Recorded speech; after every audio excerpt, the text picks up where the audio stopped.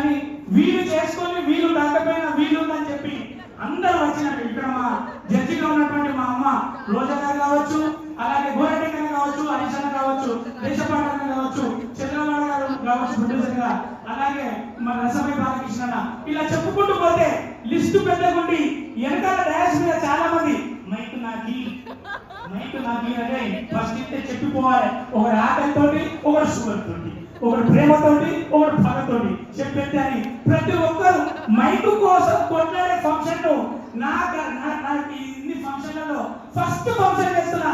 ఎందుకంటే ఒక మైక్ కోసం నేను మాట్లాడాలి చెప్పాలని చూసుకున్నటువంటి తమ్ముడు ఎంత ఎదిగడానికి ఎదిగిన మా ముందర పెరిగిన తమ్ముడు ఎంత ఎదిగినడానికి ఈ సినిమా ఈ ఫంక్షన్ కారణం.